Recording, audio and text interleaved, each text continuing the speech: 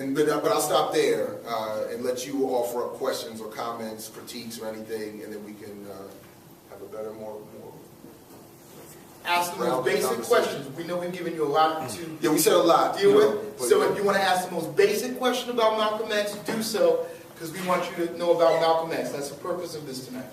Yes. Do you feel as though the movie was another thing that also sort of went with the whole brand and not really representing who Malcolm X really was? Like they said it. They said, I'm sorry, real quick. At the time, they said, Warner Brothers Studios said very explicitly in the early 1990s, we want to create the X as a brand on par with Batman and The Simpsons. So they said,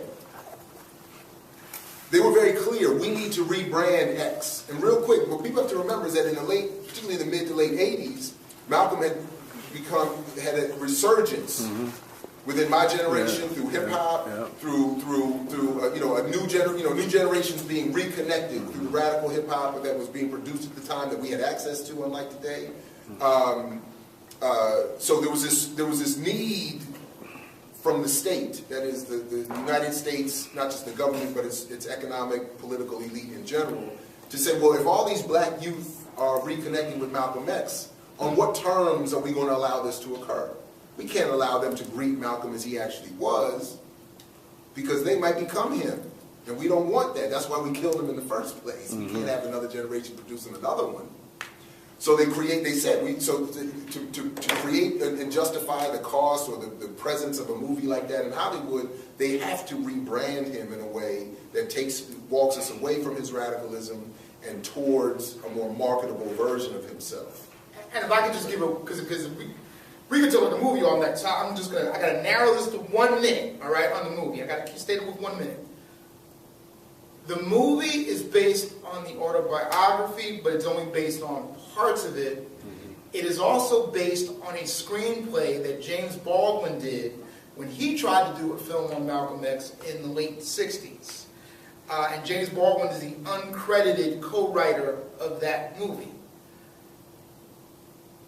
Malcolm X is discussed in a way that Spike Lee decided to discuss in a way that allowed him to get money from Warner Brothers to make the movie. And even with Warner Brothers, there still wasn't enough, so he had to go to Oprah and Bill Cosby and a bunch of people. So there are points in the movie where Spike Lee said, I changed what he said here, I moved this speech to here, and I took this other speech out because I didn't want to alienate the audience. So for instance, let me give an example, and then I'm going to be quiet. The movie is a whole thing. What's not in the movie is that Malcolm X went to the continent of Africa and met with 15 heads of state as a de facto ambassador from Black America, and was making arrangements with African revolutionaries who would become presidents of their countries, because this was a period of time of African countries gaining independence from the European colonialists. And he had made all these arrangements and produced a document that attacked the United States for white supremacy that was introduced in the Organization African Unity meeting. None of that is in the movie. Why is that not in the movie? Because they don't want that to be part of the narrative. They want you to think Malcolm X was this guy who found this crazy religion, and then he got out of the crazy religion, and then he was shot tragically before he was able to join the civil rights movement. That's the narrative they've always tried to do. Even down with the autobiography, there are even issues with that, but we don't want to get too deep on that. So the movie is very problematic because it takes an impure document, the autobiography, because see, the autobiography, that's a whole other discussion we could have on what Alex Haley included, what he didn't include, what the publisher wanted, what the publisher didn't want. That's a whole other discussion. So you start with an impure document, and then you make an even more impure movie out of it. If you just watch it, by the way, real quick, if it takes you 90 minutes into the film before you actually see Malcolm as Malcolm X. Right. So there's 90 minutes of the film is all about him as the hustler and the pimp and all that other kind of stuff. But what made him the person that made him relevant to all of us and makes people want to know who he is is denied much access in the film. It's relegated to the smallest part of the film. So included in what was not included is also what Marable did in his book, which is to erase the guerrilla warfare element. And I don't want, again, I'm not up here encouraging violence or armed struggle, but I am saying that if we're going to talk about Malcolm X, this was part of what he was working towards. So in the book, so the movie doesn't deal with that at all, right? Because they want to create this narrative that he was once this angry black nationalist who called all white people devils. Then he went to Mecca, saw white people praying to his same Muslim God, and got saved, so to speak, pun intended. Islam, Christianity. And then came back and saw a new day and wanted an integrationist civil rights movement here in the United States. And all of that is misleading and false, from the multiple trips, the previous trip he had already made to Mecca, to his calling for, saying that when white people call themselves white here, it's different than when they say they're white in other parts of the world. They're just talking about a point of fact. Here they mean boss. And then, of course, this element of armed struggle. It messes up this clean narrative they're trying to recreate if you have a man who's saying, not only am I trying to re-engage with the civil rights movement, but I'm not trying to do it on some integrationist stuff. Right. I'm saying they need to know that there's this alternative waiting, that if you don't give King what he wants in his way, we will get the guns out and we'll go another direction. And that's one of the things Selma got right, that conversation between Malcolm X and Coretta Scott. Did you all see Selma? Mm-hmm. Okay, that scene is correct. By the way, if you're interested in what Malcolm X did in Africa, there are now new books on that. So you can find them. One is the Diary of Malcolm X, where some scholars printed his diary. He kept a diary while he was in Africa. And so you can read that. So if you're interested in the actual detail on that, that is now available. And then also, so just finally on that point, when Marable talks about, so there's a part in the book, in Marable's book, where he talks about Malcolm meeting with the man who at the time was named Max Stanford with the Republic of New Africa. But in Marable's book, that conversation or that interaction is only brought up so that Max can be used to comment on what he thought Malcolm's psychological state was at that time. None of the programmatic goals were discussed, or the ideas were discussed. So you don't know that Malcolm was meeting with them, because that was the group that was going to be the underground armed unit to Malcolm's above ground OAAU, or Organization of Afro-American Unity, and that they were going to, that part of the goal was to develop an urban guerrilla warfare movement. That part can't be put in the book that you're trying to use to become a bestseller for Viking Press. That's not interesting, because white liberals who are looking for their Sunday book read over coffee don't want to be reading about black people picking up guns and going to war for their life, for their rights. They want to read that this man had this conversion and went from the devil that he was to something that could be put on a stand and marketed to ultimately, you all are the target. The people in this room are the target. They want you to not be associated with these ideas. They don't want you to study Malcolm in the context of learning about, again, Pan-Africanism, socialism, radical nationalism, armed struggle. They don't want that. And by the way, the Panthers will celebrate their 50th anniversary next year. Watch and see if the ideas of the Panthers that they had, whether that's going to be discussed. They're going to show you the guns and all, but they're not going to talk about what they studied politically. And see, what we're talking about is that Malcolm X was actually doing real work in trying to set up an African world in which Africa could stand up against the Western powers. But see, again, Manning Marable was the de facto leader of this scholarship that said, no, what Malcolm X was really trying to do was he was trying to expand American democracy. And these are becoming the new catchword of what black studies is trying to be now. Now it's trying to be about American democracy. When you go back and read what the people were saying, or if you go back and use the greatest tool we have right now, and you better use it before they take it from us, what am I talking about? What tool we have right now where you get a lot of interesting black information from unedited? What? What is it? The internet. What specific site on the internet? Not Google. Burroughs. Right, Burroughs, that's one version. But there's one particular site where you can get all sorts of unedited information about black people, black politics, black history. What's it called? YouTube. That's right.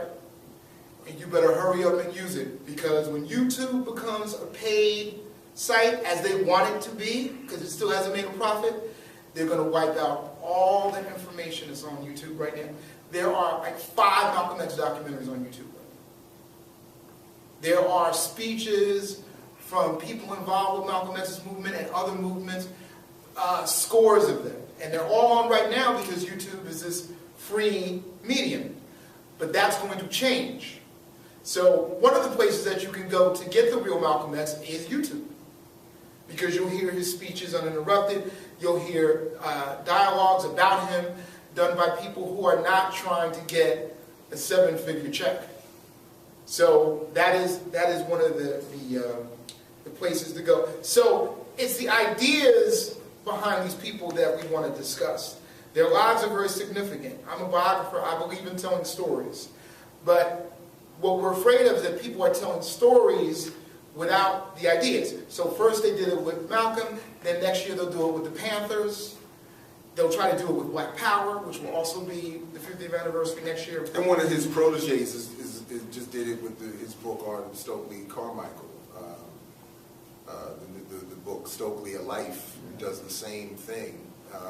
Distorts the ideas so that if you all happen to read the book, you won't be inspired to think along those same lines or behave those same.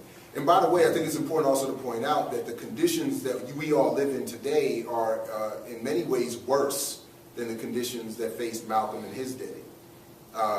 If you look at the new report from Oxfam, by 2016, 1% of the world will be worth more than 99% of the rest of us.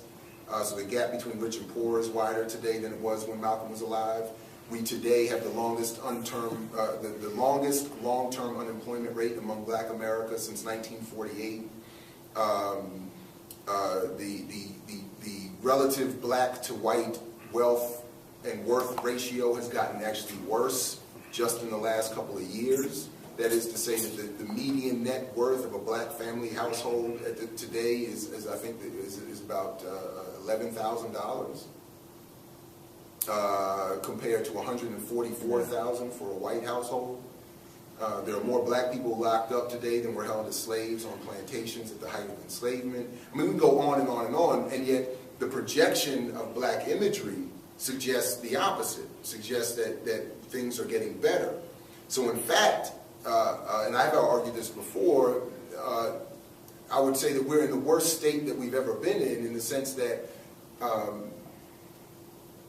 despite the worsening material conditions, we are encouraged to believe that things are getting better. And I think that never before in our history has the gap between the real conditions that we live and what we think of those real conditions has never been wider than it is today. I mean, even, obviously enslavement on a plantation is worse than what we're experiencing today, but even then I think there was more clarity as to the condition than there is among us now. What's happened is that there's been a... So just the goal has to be, as things continue to get worse, there has to be an increased effort on assaulting the consciousness of those who are suffering those worsening conditions to make us think other than what we need to think about to make changes in it. And this is what I'm arguing, at least, that this book, this Marable book and associated discussions of it are just one small part of that process. Very quickly here, there's this quote I often bring up in class. I think it's credited to Noam Chomsky, but I think somewhere else that William Bloom might have said it. But that propaganda is to democracy what violence is to totalitarianism. And the simple point is that the freer you are told you are, the more propaganda has to be developed to make sure you don't actually behave as though you are free and your behavior is sort of managed. The more dictatorial, the more totalitarian, or the more of a dictatorship you live in, the more overt they can be. The more they can, look, you do what I tell you to do, I'll knock you over the head, and that's it. And everybody's clear, okay, I got it, I'm oppressed. But here we're told all the time we're free, things are better, it's more expansive, you have more opportunity, so on and so on and so on. So more has to be done to undercut that claim of freedom, to assault our psyche, to make sure we don't move beyond those accepted boundaries. And just 1 minute to follow that up. De Tocqueville, who did the book Democracy in America, talked about that revolution was very difficult in America because to have a revolution, you have to have the poor having absolutely nothing and the rich having absolutely everything. In America, the poor have access to food, shelter, and free technology. We talk about the library, right? So the material conditions that Dr. Ball is talking about gets kind of shunted or gets kind of phased out, where even the poor think they are powerful because they can go on Twitter. He also said that the pretense in America to having elected officials was more like having the nobles of the old Europe. There it is. Than some sort of free. So this progression, and just to show you how this has happened in my own lifetime, I turned 47 yesterday. We used to be black people. And when I was born in 1967, there was a revolution going on in America, or at least insurrection. We were black people then. In my lifetime, we went from black people to Afro-Americans to black Americans to African Americans. And now, with a black president, with the most powerful woman in media being black, with black people heading Wall Street firms, with black people in every aspect of leadership, including 2 black secretaries of state, and get a black president. Now the progression is that we are now Americans. To the point where we can now even make fun of the conflict, generational conflict, in a sitcom, Blackish, right? That's a little undercurrent of what Blackish is about. The tension between the old black America and this new black America. So the Manning Marable Malcolm X book is part of that scholarship that says we're now Americans. So we don't have to worry about those things anymore. We don't have to worry about studying how to get out of the situation we're in by using people like Garvey or Karl Marx or Huey Newton. We don't have to study that anymore. And so the presentation that we get of these heroes, of these people who fought and struggled, is a presentation that makes sure to reinforce that we are Americans. But we've never been Americans. James Baldwin will tell you that. Go read any book done by James Baldwin, and he will tell you we're not Americans.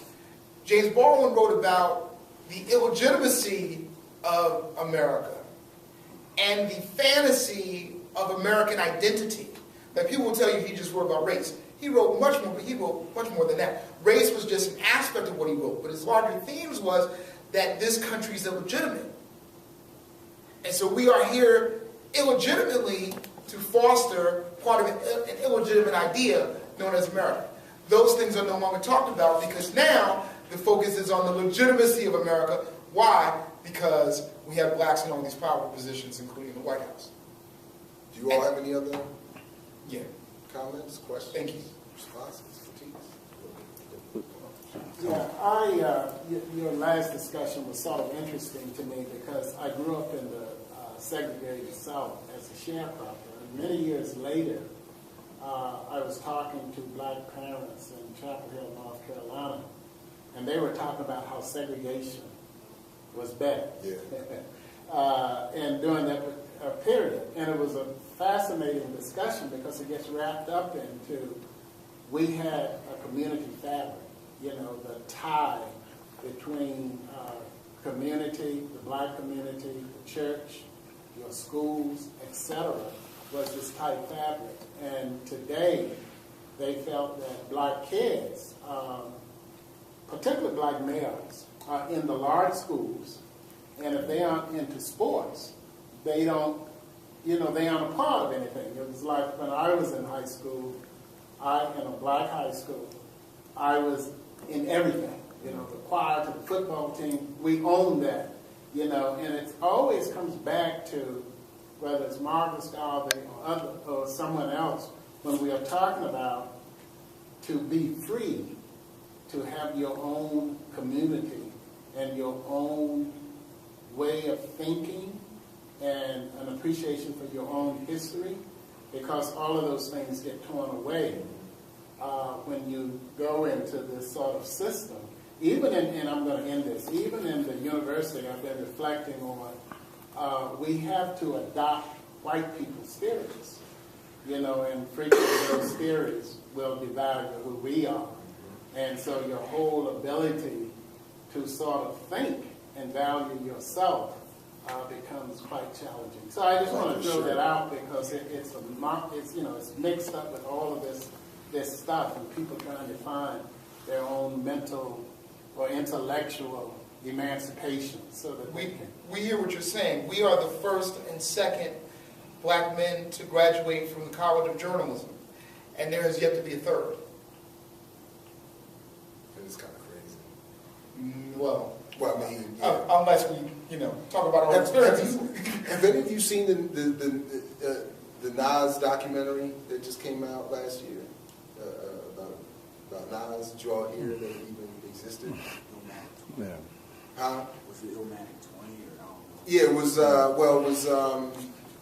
was. It was about the making of Illmatic. Time is Illmatic, I think is the name of the documentary. The reason I bring it up is because one of the more powerful points in the documentary was when Nas is. You all know who Nas is. I'm at least assuming, right? Okay.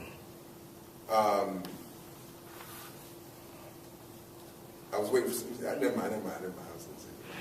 But Nas's father tells a story of being from the Deep South and moving the family, moving up to New York, having his family there, and recognizing the difference between what his experience was going to school and what he saw his sons experiencing in Queensbridge, New York. And he actually gets to the point where, and I think Nas is 16, where he says, I see what's happening to you in this school. It's sucking away your humanity. It's turning you into something else. Nobody there cares about you. It's not the school setting I went to. At least in the segregated South, we had black teachers that cared about us and cared about our community. There was nothing like what I see you going through. He told his son to drop out, told his sons to drop out of high school. And said, if you have a dream, if you have a vision, chase it. That's why Nas didn't finish high school. And I thought it was one of the most powerful, and as a parent, revolutionary acts I think you could commit, and the strength that it must have taken. But that was his point. And in this process of black families being dislocated, separated, and then having their children sent to schools run by hostile communities, it's produced generation after generation of what was intended to produce. I remember the first time, I think I was 15, 16, when a black elder told me, he said, for the first time, I'd never heard that before, that it was better for us under segregation. And I remember thinking, wow, that is not at all what I've ever been taught. Like everything we've ever been taught is integration is good and everything is better now. And that was his exact point. So anyway, yeah. And then lastly, to the point of that the radical traditions that come out of that experience are what are attacked, I think, by Marable in what he did to Malcolm, and meant to be an attack on, again, I'm saying to the youngest people in this room, that it's really meant to target you, because a book written even at this elite level, you may be thinking, look, I don't care about New York Times. What does the New York Times bestseller mean for me? I don't read it. I didn't read the book. I didn't read Marable's 600 pages. What's the difference? Well, we have to remember that books like this become they're read by the target audience I mentioned, white, affluent, middle class, liberal people, who then take the ideas out of these books and turn them into policy that affects your everyday life. It's like when you go to Walmart and think you're saving money to buy something for $1, you've not only contributed to this imperial corporation that is abusing laborers in China and underpaying workers here in the United States, but the money that the Walton family takes, 6 of whom are on the world's most richest billionaires list, 6 of the Walton family members. There's 6 people on the top 15 richest people in the world. They aren't. I want that to hit home for a second. Yeah. One family has produced 6 people that are among the 15 richest in the world. All right, I'll let that marinate. I think it needs to have a greater resonance. But they take that money and they funnel it back into their conservative think tanks. I believe what is it? The Walton Foundation funds, I believe, need to double check this, but I believe they fund like the Bradley Institute and some other right-wing conservative that produce policies that get written for Congress people, who then take those policies and make them law that ends up affecting us. So there is this ripple effect that goes into all of this that is meant to have a negative impact on the youngest among us.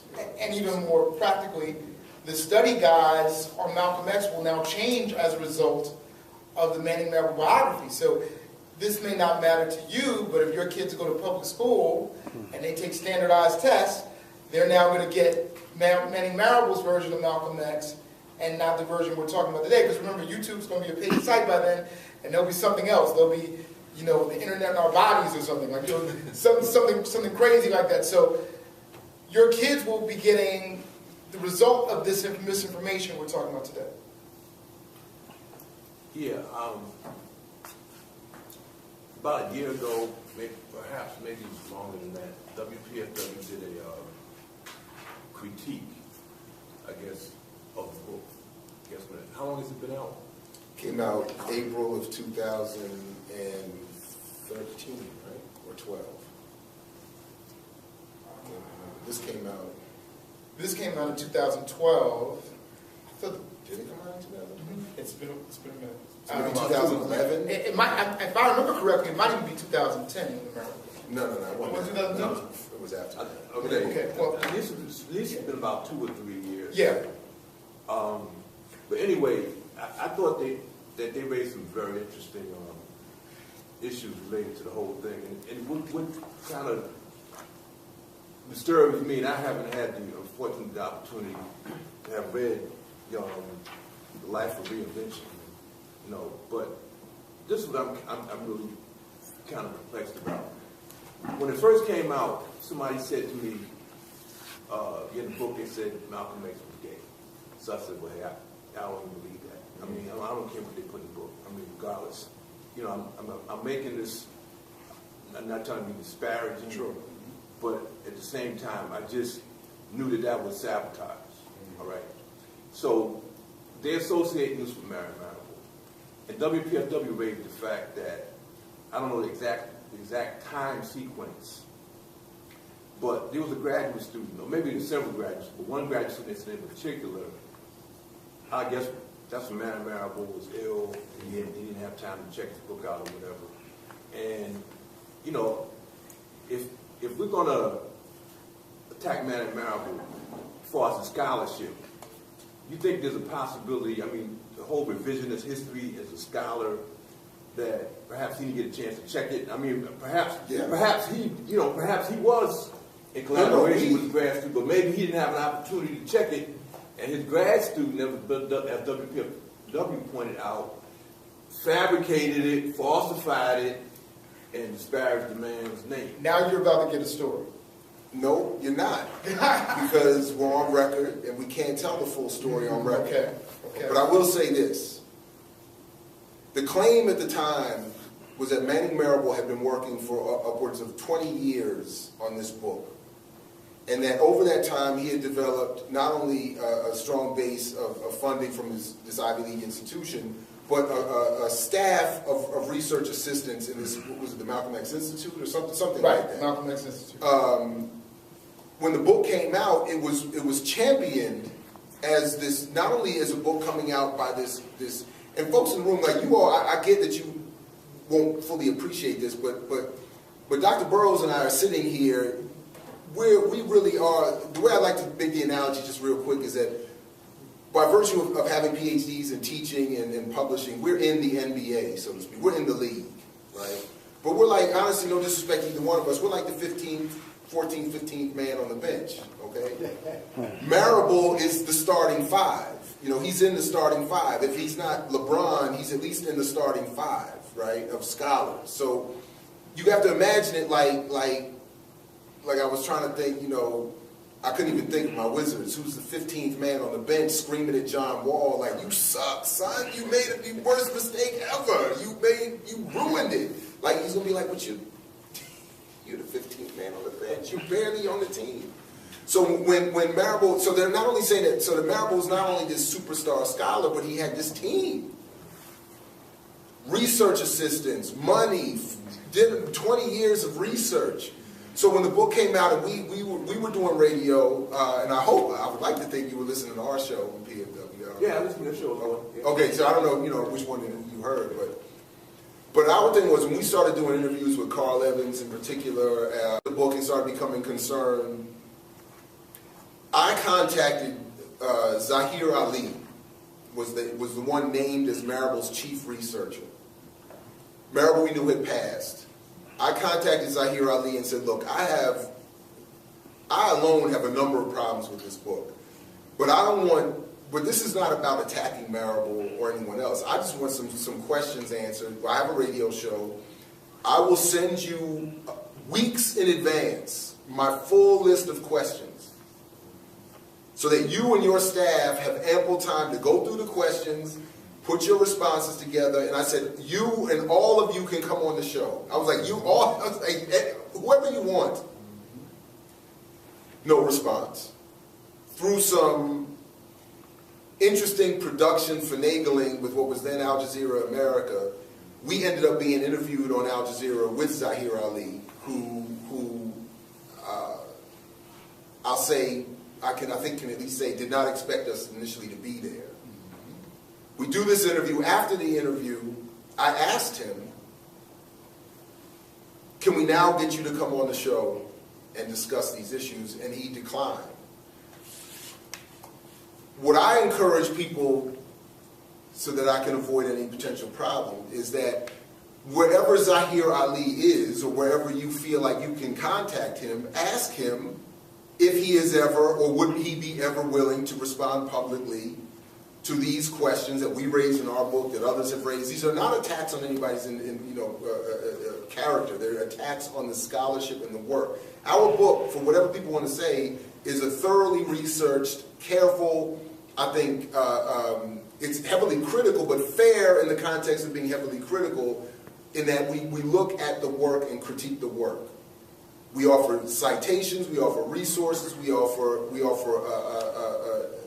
competing analysis that goes beyond just we're angry at Marable and that's this and that. So what I would encourage is for people to ask Zahir Ali, what happened? Why haven't you been willing to meet or speak publicly on these issues with whether it's me or anybody else? In fact, what I also will say publicly, and I think it's fair to say, whenever he and I were scheduled to be on a panel together, he declined. Once he found out I was going to be there, he coincidentally, whatever happened, he no longer participated. It happened 3 times that I can document, where we were both invited to an event and he declined. So my point in saying all of that is that you have this collective that puts out this product and then is unwilling to stand up to honest, principled critique. Again, he had the list of questions, or could have had the list of questions I was going to ask in advance, none of which was going to be anything salacious or hostile to them individually. That's just, where's your evidence? How did you compile this evidence? How did you come up with your conclusions? They don't want to do it. They have not yet done it. I wrote an open letter to at the time, Tavis Smiley and Cornel West about their radio show. They interviewed Zahir Ali on there twice and didn't have any of us on to discuss it, even as they had a conversation with him about how Manning Marable, had he lived, would have wanted to engage the community and critique from scholars and peers and whoever that he would have wanted. They have avoided it. So,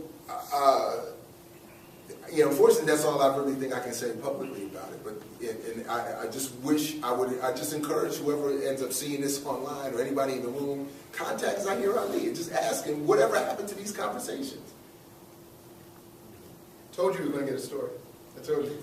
It's unfortunate. That's the story we can tell. It's not even the It's not even the real story we can tell you. It's not even that's on the record story we can tell. It's just really frustrating. I will say that it's really frustrating because people, I think, continue to make a name off of Malcolm X for their careers, for their whatever, and yet are unwilling to even engage in principled public conversation about their work. And debating me isn't going to make or break your career. I mean, I'm not that big a deal, so it's not going to, but I think if you're claiming to want to represent the legacy of Malcolm X and the honesty with which he worked and in which he engaged in all of his dealings, then I think that people should be willing to have a public conversation with me or anyone else who has a sound critique of the book, and they don't do it. They won't do it. Dr. Ball is very humble here. The reality is, when we talked with him, it was the only time Zaire Ali had ever been on with somebody else. Every interview Zaire Ali did when that book came out was by himself. So it was the only time that he ever got challenged was through us. And ironically, it's on Al Jazeera America, which you can no longer, it's Al Jazeera English, which you can no longer see. You can't even see it anymore. Yeah. Because Al Jazeera America wants to create a softer version of Al Jazeera to make money, so they shut down Al Jazeera English. So you can't even see the debate that we had with him, which is very ironic. But that's. Let me jump in before. I have a question to ask both of you, and there's just two parts of the question that I think are linked up to one another and will make it relevant. Your advice to students in this room right now, given the fact that a lot of these students have been trained, and the students that are a part of, we actually have an African history and cultural and political education book club that we meet once a week. Right now, as Victor knows and Mukhtar knows, we're dissecting Walter Rodney's How Europe Underdeveloped Africa, and we funnel that into work that we can do in the community and what's relevant today from that book to what's going on right now. So they've heard this from me, in terms of being skeptical about the academy. That a lot of students though are taught that you come into the academy, this university, this prestigious college, whether it's Columbia or what have you, or University of Maryland. You go into the classroom, and almost like what's said there is like the law. But as we know, university is becoming more and more liberalized. More and more diluted. Students can come into a classroom and literally, be obfuscated in terms of history. Not just our history as African people, but just history in general, totally being taken out of context. And so, my question is, and also to add to that, when you mentioned, and I think Todd, you alluded to that. You said right now, jump on YouTube. And I think last time, Jared, you were on the panel here, with Obi and some other folks. This was raised as well, is that right now, if you're serious about finding out the truth about Malcolm, there are books there. I mean, for God's sakes, you can go onto YouTube and you can hear from the man's voice himself and get audio, get speeches, and listen to Malcolm himself tell you what he thinks on certain issues. Given what I just said about the academy, would you advise students to start their own scholarship regarding Malcolm, and not just Malcolm but other heroes and sheroes such as Ella Baker or Kwame Ture, and even looking at the fact that that book, the autobiography of Malcolm X, changed my life, but also, as you know, that there were components taken out of it because we know now that Alex Haley was collaborating with the feds, the FBI, and there was a significant part of that book taken out, especially like looking at his work that he was trying to do with the OAU and that, and they didn't want that. They definitely didn't want that information out there for folks to say, damn, this is a good idea. So what's your advice to them? Like, what should they do, knowing that there's all this misinformation out there? How about you, Devon? Well, I mean, I think first of all that you have this reading group is a great start. And I would just say, always remember that these institutions are not here to teach us. I mean, the institution doesn't exist to teach us this history so that we can act on it and make the change that these people were assassinated for trying to make. What I also often say to students is that this is the best time in your life, or maybe the only time in your life, where you will have built into your life, linked up with your age and your health and your strength and your ability to stay up for hours and remember things, to study. Like, and I don't mean study for your classes, although that's an important component of being a student, but you have the ability and the time and the flexibility of your life to really take in all kinds of information that is not coming straight through the classroom. Most people, I think, will tell you that some of the best learning they've ever experienced happens outside of the classroom. So I would encourage you to do what you're doing now. Keep studying, keep taking advantage of the moment that you have now. Take advantage, as Dr. Burroughs said, of the YouTube moment that exists, because it's not going to be here much longer. Get all this information, and then find new ways to contribute to it, to fill in gaps, to make it relevant to your generation, to your particular experiences. And then finally, extend those ideas. All those ideas that made Malcolm the powerful force, the inspiration, the hero, and again, Pan-Africanism, socialism, nationalism, armed struggle, real grassroots organization, non-mainstream electoral voting politics. I mean, these are all the things. Grapple with those ideas. I'm not saying you have to follow them exactly as he did or whatever, but take those ideas and learn them, study them, inform, and bring them into the mixture of the things that you're doing. I think that's the best thing any of us can do, never mind just you. So just real quickly, you said non-electoral politics, and I couldn't agree with you more, but I just want to put it out there. So you look at Penel Joseph and that piece of rubbish that he produced, I forget, I think it was his second to last book from Black Power. Yeah, so he's saying that Barack Obama is like the culmination of Black Power. Is he right or wrong? And if he's wrong, why? I mean, he's damn wrong. I mean, see, this is now remember, Penel Joseph is a protege of Manning Marable, and part of what he is trying to do, as he told me, he wants to be the next Henry Louis Gates. So he wants to be the mainstream, well-funded, well-paid, conventional, go-to, definitive historian that's not going to encourage any of these ideas. And if you ever look at what Henry Louis Gates says about Malcolm and Kwame Ture and all these ideas we've been talking about, he hates them, and he's so explicit about it. He's just up here louder than I'm being right now. Nationalism is terrible. Kwame Ture was irrelevant. Malcolm X was wrong. No. This is who Penel wants to be, even as he wants to be when I call him the founder, formerly the father of Black Power studies. This is so the trick he plays is that Black Power, the phrase, has been defined differently by different people forever.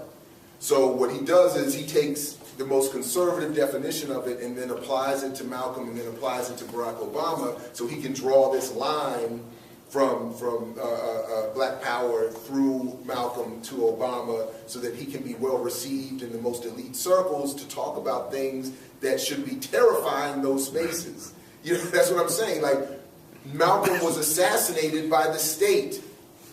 Dr. King was assassinated by the state. These people were killed because of the radical ideas that they engaged. To now have them recast as heroes and people who were loved by everybody is a complete falsehood. So that's why I'm saying you all are going to really have to do it, because these people are creating this brand again that is going to make sure that when we hear Black Power, we don't hear anti-imperialism, anti-capitalism, redistribution of wealth, armed struggle, people of color unifying against Western imperialism. We hear Black elected officials, Black capitalism, make another Oprah, make another Obama, make another Russell Simmons. That's Black Power. And that's not what Stokely meant. That's not what Malcolm meant. That's why, by the way, and I'm glad you mentioned both of their names, Stokely and Ella Baker are erased from the film Selma. Yeah. Why James Foreman is erased in who he actually was from the movie Selma. Because they don't want you to acknowledge, they don't want you to acknowledge that not only were they there, but they were the most radical, militant, and loved by the people in their community. They don't want you to know that, because they don't want you, particularly now that Ferguson and all this stuff is popping off and people with Black Lives Matter and all this stuff, they don't want you emulating that.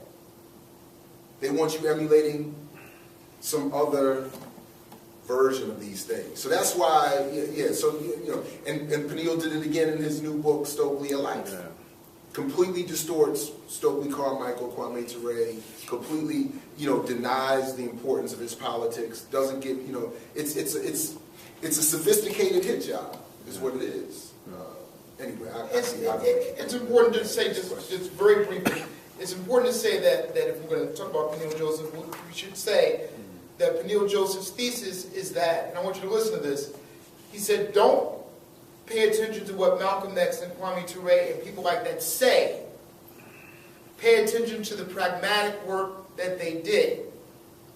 Now, that's an interesting way to view that, because what he's trying to focus you on is the pragmatic work they did, but the implication is that they did not believe what they said.